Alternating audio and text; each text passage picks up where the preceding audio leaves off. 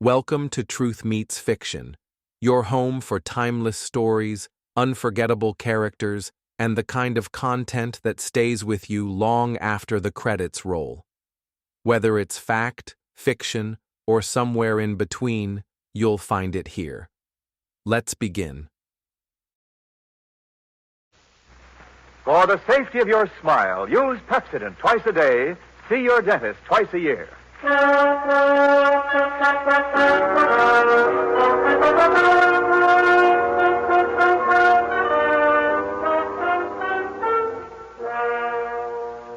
Lever Brothers Company presents the Pepsodent program, The Adventures of Philip Marlowe, starring Van Heflin.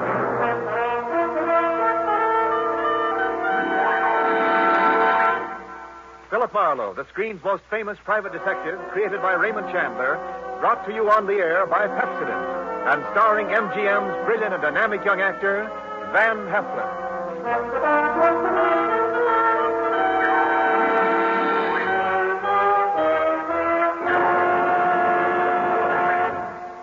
Now, families all over America have named their favorite toothpaste.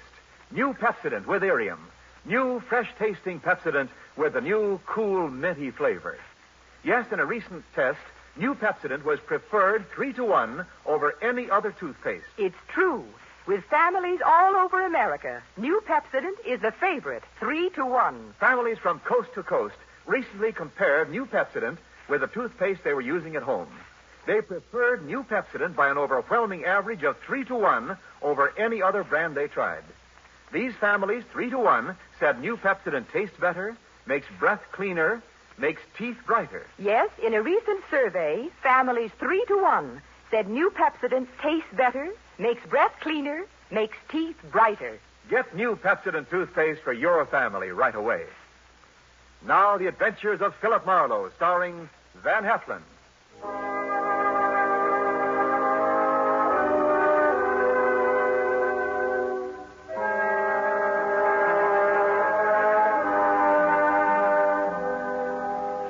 The moment old man Jeter came into my office, I made up my mind not to vote for him if he ever ran for president. He was tall and thin with straight, compressed white lips. He wore a neat pinstripe flannel suit with a small rosebud in the lapel. He carried an ebony cane, and he wore spats. He looked a smart 60, and unless his ulcers got nasty, I gave him another 15 years, which was pretty big of me. He sat down, speared me with those barbed gray eyes, and came right down to business. Mr. Philip Marlowe, I believe. That's right. My name is Wadsworth Jeter. How do you do, Mr. Jeter? You're a private detective? Well, why not? Frankly, sir, I'd expected a Hollywood detective's office to be somewhat more glamorous, or rather more elegant, shall we say? Well, Philo Vance has a branch office here on the 4th floor. If you're shopping around... No. You'll do, I'm sure. Well, my rate is $25 a day, plus expenses. Money is no object. Except when you don't have much of it. That seems to be the motivating philosophy where Miss Harriet Huntress is concerned. Who or whom is Miss Harriet Huntress? A rather standard, rather obvious gold digger who wishes to marry Grover. You want to tell me who Grover is? Grover is my adopted stepson, my late wife's son. Go on. Next year, he will inherit $1 million left him by his mother. Which explains Miss Huntress's interest in Grover. Precisely.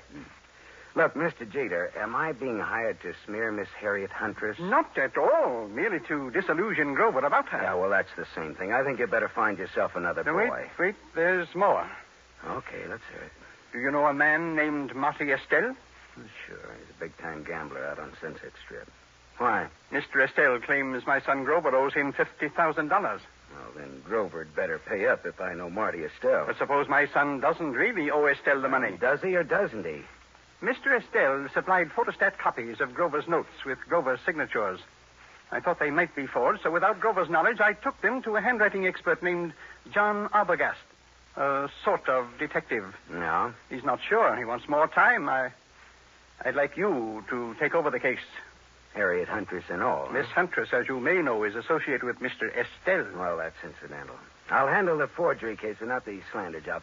Now, where does this Arbogast have his office? On Sunset near Ivar. Okay, I'll look it up. Miss Huntress? She lives at the El Milano on North Sycamore. All right, I'll look her up, too. Arbogast and Huntress in the order named.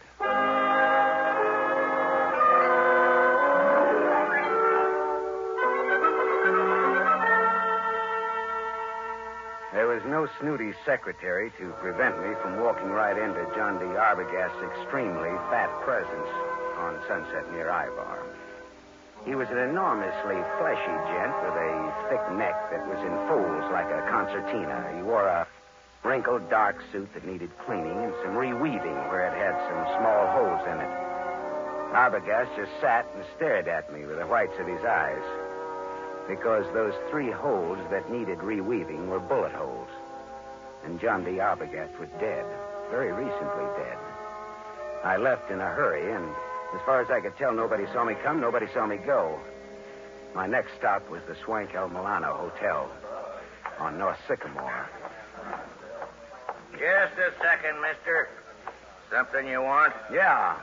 Who are you? I'm the house detective. Well, I'm looking for a Miss Harriet Huntress. Miss Huntress ain't seeing anyone. You can tell her it's Marty Estelle. Are you Marty Estelle? I'm from him. That's different, ain't it? That's none of your business, is it?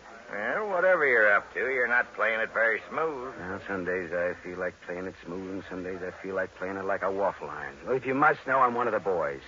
Philip Marlowe, private eye. Here, it's my card. Yeah, well, that's another story. I'll phone up to Miss Huntress. Yeah, say I'm from Marty Estelle, and make it convincing, huh? How much convincing? Oh, well, how much do those cigars you're smoking cost you? $22.50, box of 50. That much convincing. Well, that's cute. You and me are going to get along. I'll phone Miss Huntress, but you go right on up. Room 814. I just know it'll be all right.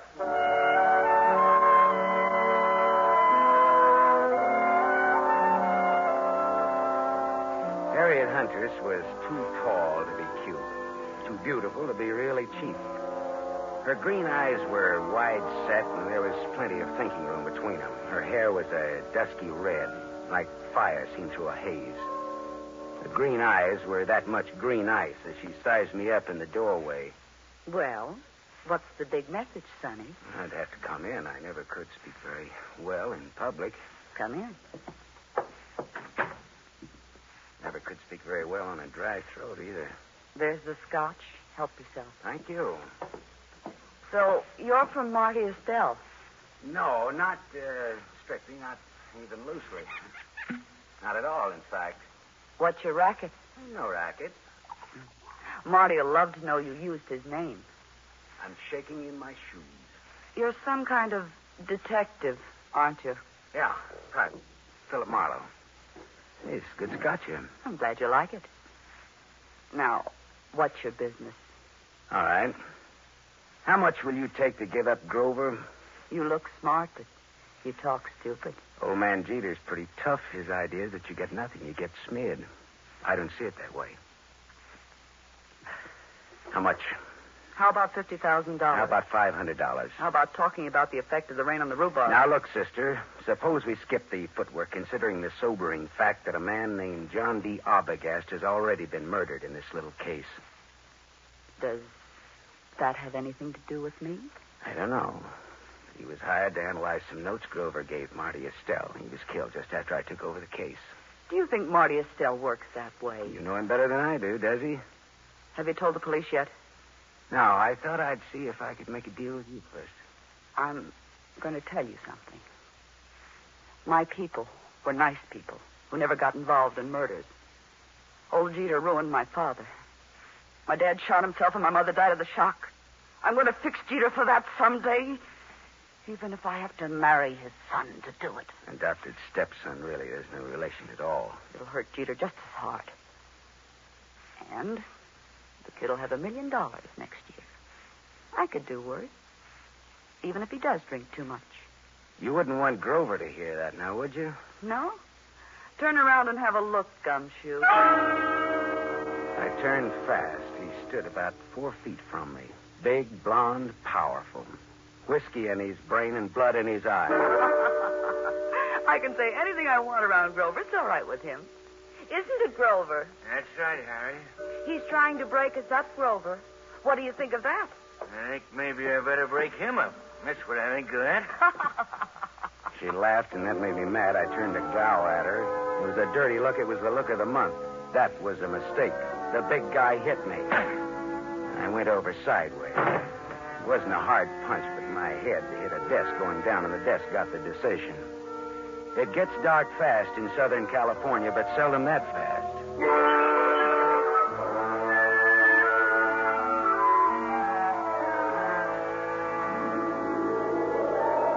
When I came out of it, Grover, the blonde sucker puncher, and Harriet Huntress were gone. But the bottle of scotch was still there, so I took that for a souvenir and stuffed it in my pocket and floated down the elevator into the street. It was dark by the time I got back to my apartment on Hobart Avenue in Hollywood. I turned on the light, and there stood a big guy, another big guy. This was National Big Guy Week. This one had a big nose, the dead color of wax, and he had a .22 caliber Colt Woodsman pointed straight at me. Close the door and reach. Come on. I turned a little to close the door. I got my hand under my coat. Then I turned back to Wax-Nose fast. I had my Luger out. We stood there facing each other. Wax-Nose didn't seem at all impressed with my automatic. I just came to tell you to be smart. You're looking at a Luger, mister. Yeah, I know. Men of distinction carry Lugers. Me, I pack this small bore because I can shoot. If you think you can take me, go to it. Now, look, what's the game? Maybe you can take a hint, and maybe you can't. Maybe, maybe not. What is it? Lay off old Jeter's boy. Well, I wouldn't think of contradicting. Anyone who uses a Colt Woodsman .22 with the front sight filed off must think he's pretty good. I am good. Yeah, and that's why I say, okay, pal. We'll see.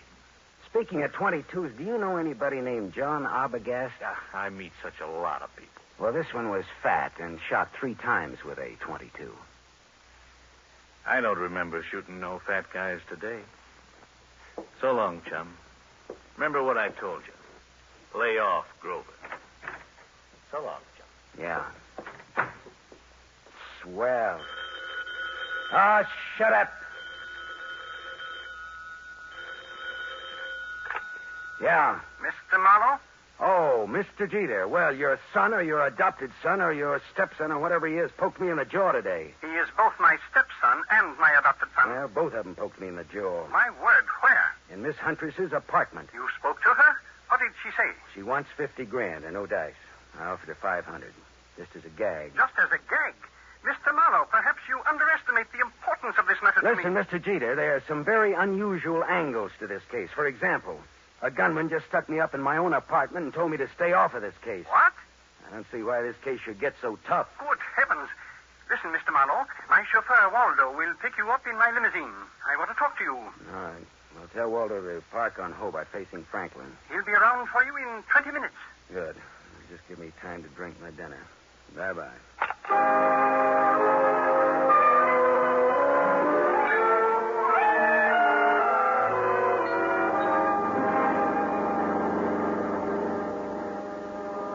I sat next to Waldo, the chauffeur, as he tooled the big Jeter limousine through Hollywood, along the glitter of the Sunset Strip, out past Beverly Hills toward Bel Air.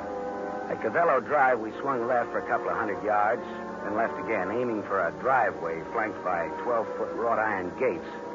Then something happened.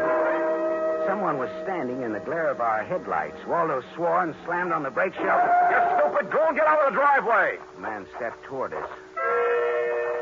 And the next minute, there was that same Colt .22 staring into my face again. All right, this is a heist. Get out of the car, both of you. Look, Wax-Nose, haven't you had enough fun for one night? Buzz off, bum. Shut up and get out. I'd have to think some more on that, Buster. I'm warning you. I'll let you have it. Don't be a goon. You're going. All right, you asked for it. Hey! Holy. You shot the guy. Yeah. I shot him. It was this. All in fun. Yeah, some fun. It did the work. Jeter's house is right ahead. You sound as if you just shot a nickel in a pinball machine instead of a man. Now listen, turn off those lights and let's get out of here, but fast.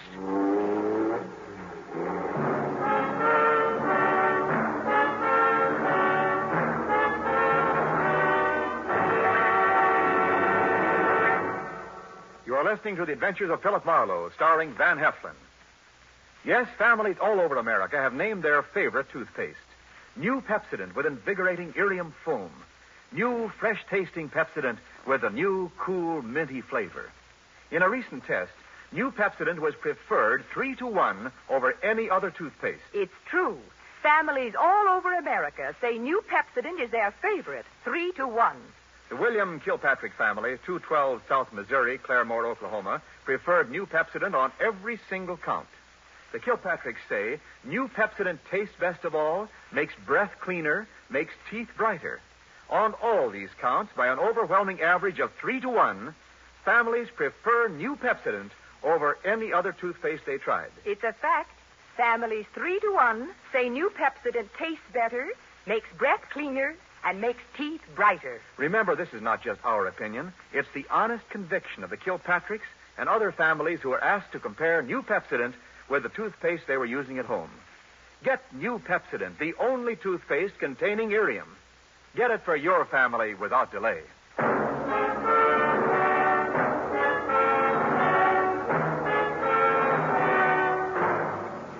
We continue with The Adventures of Philip Marlowe, starring Van Heflin, who appears by arrangement with Metro-Goldwyn-Mayer, producers of The Romance of Rosie Ridge, starring Van Johnson.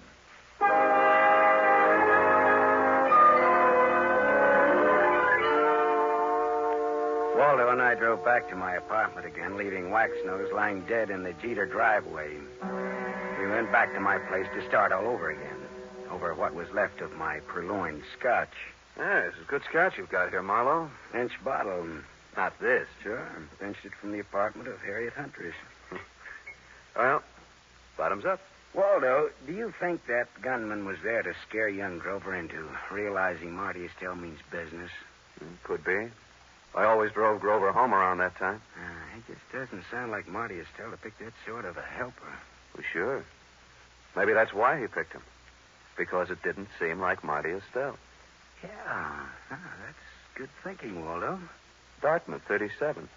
Rah, rah, rah. That would be either the cops or Mr. Jeter. Hello. Mr. Marlowe? Yes, Mr. Jeter. And the reason we're not in your study now is lying outside of your front gate. What's that you're saying? Somebody jumped us outside of your gate and Waldo shot him dead. Good Lord. Yeah. Listen, Marlowe, come here at once. Do you hear? At once. I'll send Waldo, Mr. Jeter. I want to see you. Waldo will tell you all about it, Mr. Jeter. Marlowe. Good night, Mr. Jeter.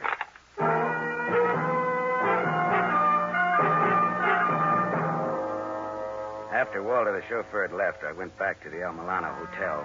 Hawkins, the house stick, was all smiles and open palms. I placed no confidence in his smile and a $20 bill in his palm. Harriet Huntress again? What's the matter? Just take me up to her apartment, that's all, huh? Sure. Right this way, fella. Hawkins took me to the 8th floor, room 814, and opened the door. There was someone in the room, waiting. Here's company for you, Mr. Estelle. Beat it, Hawkins. Yeah, this is the guy I was telling you about, Mr. Estelle. Come in earlier today. Said he was from you. Beat it, I said. Oh, sure. Come on in, Marlowe. I came to see Miss Huntress, not you, Estelle. Well, first of all, Harriet's not home. I came to tell her what happened outside of Jeter's gate. So you keep informed. I can't wait for her any longer. Got to get back to the casino. Well, then, what did you come back for, Marlowe? I'm looking for the Jeter boy. After what happened to him tonight, he needs somebody to walk behind him. You think I play games like that? All I know is we were shot at. I asked you a question. I answered it to the best of my knowledge. What knowledge, for example? Well, for example, you hold $50,000 worth of Grover's notes for gambling debts. I've got $50,000 invested in the kid. Would I be likely to bump him off? Ah, that makes sense, all right. I always make sense. Bully for you. When I have $50,000 invested in a guy, I'm apt to find out all about him. Like about old Jeter hiring a man named Arbogast to work for him. Oh? Arbogast was shot today. You know it. I know because I had you followed. You didn't tell the law, Marlowe. That could be very hard on you. Well, it could. Does that make you and me friends? A little blackmail, huh? Not much. We'll call it tattletale grail mail. From now on do you stop bothering Miss Huntress? Okay, you win, Marty. Swell. That's all. I've got to go. Well, I'll just wait around for a bit, okay? Well, Harriet's scotch is in that cabinet there. Thanks. I'll roll up my pants and go waiting in it. You know, Marlowe, I like you. You're cute. So long, Shaman.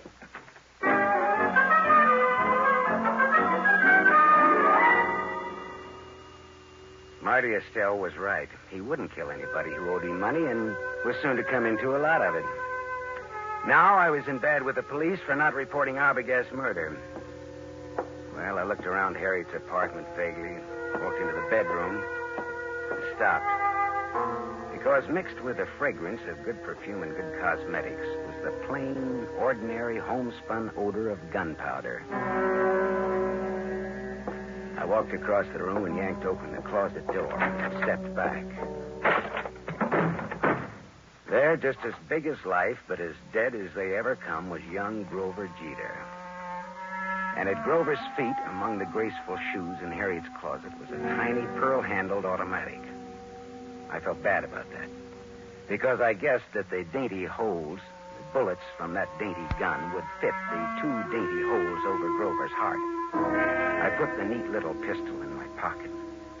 I thought old man Jeter ought to know about his son, I thought.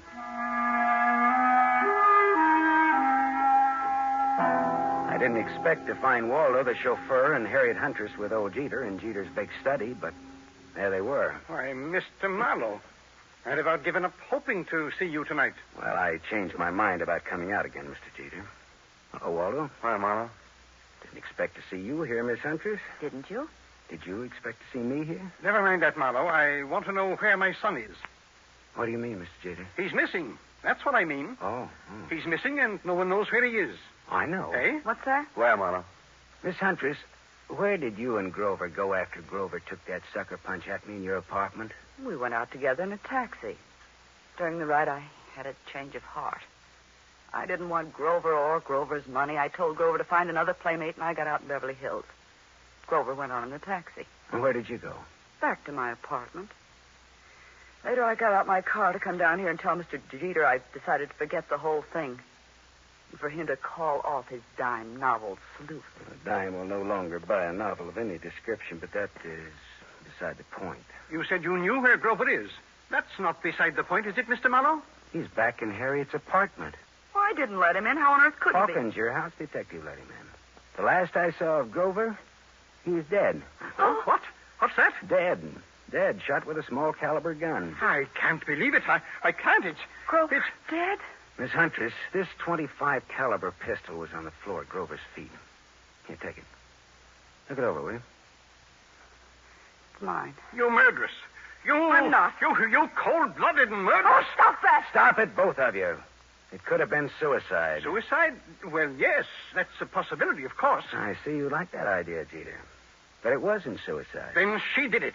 The murderess, the scheming, contemptible... It was murder, and it's fairly obvious who did it, Jeter. Eh? Marty Estelle is my guess. Well, guess again, Waldo. Estelle had $50,000 invested in Grover. He wouldn't kill a golden goose like that.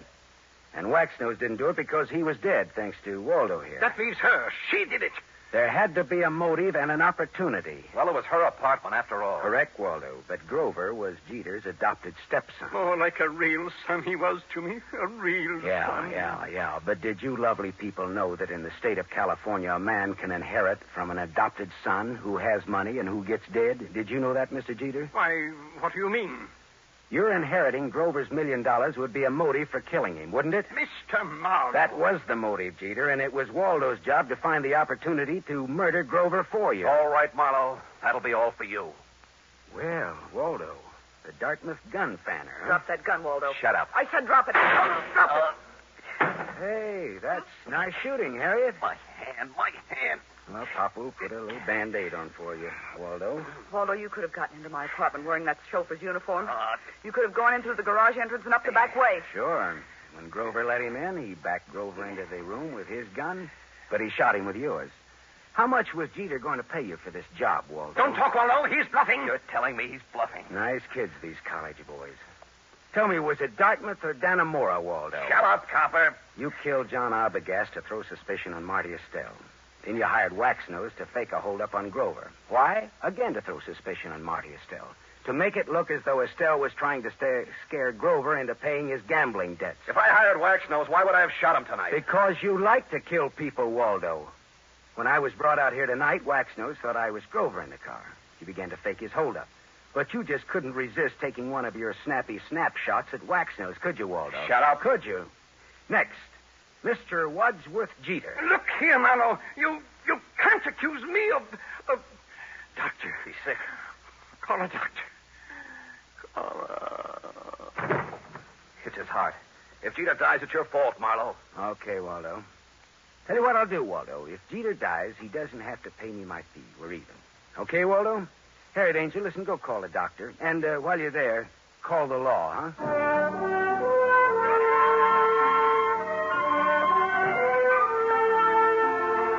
Jeter didn't die. His heart was as good as mine, if you want to make anything out of that. The law had Jeter and Waldo cold, and I mean cold. Me? Well, I went out a couple of times with Harriet, as I sat home with her a couple of times drinking her scotch. It was nice, all right, but I didn't have the money or the clothes or the manners. Still, I was sorry when she went to New York to live. She had absolutely the best scotch I ever tasted. Maybe because it was free. I don't know.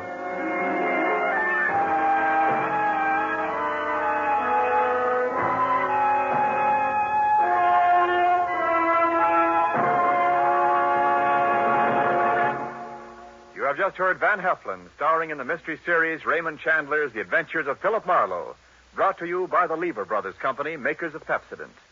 Van Heflin will return in just a moment. Have you tasted the new Pepsodent toothpaste? Its lingering, minty flavor is so fresh and inviting, families prefer it by an overwhelming average of 3-to-1 over any other toothpaste they tried.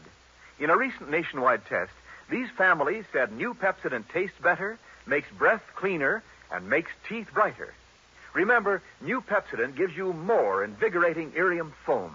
It sweeps dulling film away. No wonder it's the 3-to-1 favorite with families all over America. Get new Pepsodent with irium for your family right away.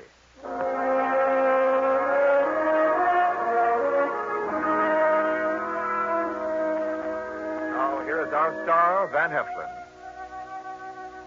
The need for food in Europe tonight is desperate. Starvation faces a multitude of our fellow men. There's a way you can help. For $10, a package containing 21.5 pounds of food will be sent for you to a friend or a relative or any member of an organization you designate in Europe.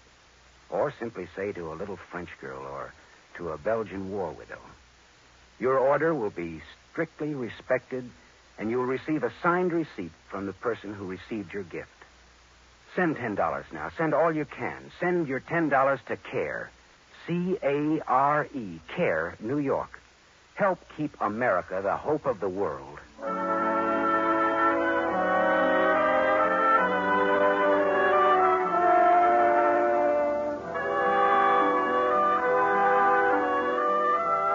Tonight's story was adapted by Milton Geiger from the story Trouble Is My Business by Raymond Chandler, creator of Philip Marlowe, the screen's most famous private detective. The original music was composed and conducted by Lynn Murray. This is Wendell Niles inviting you to listen again next week at this same time to another exciting mystery on the adventures of Philip Marlowe, starring Van Heflin with a distinguished cast.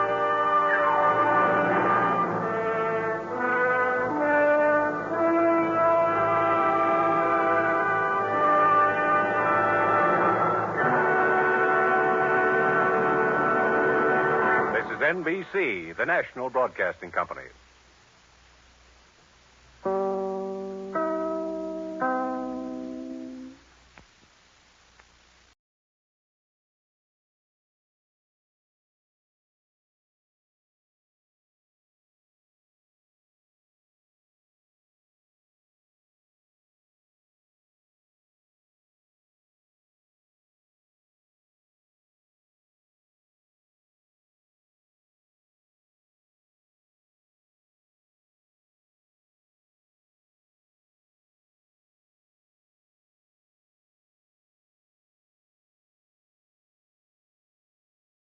Every story leaves a trace, some in history, others in the shadows. If this one made you think, question, or shiver just a little, you're in the right place. This is Truth Meets Fiction. Until next time, stay curious, stay sharp, and don't believe everything you're told.